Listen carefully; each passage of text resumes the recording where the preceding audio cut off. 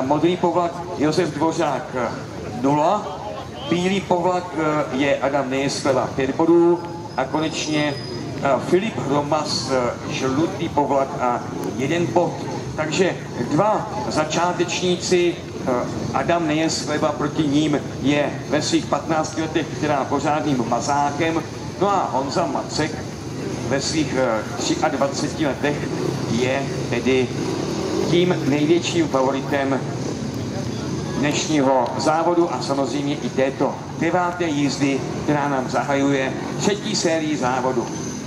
Macek, Dvořák, Nejskleva a Hromas.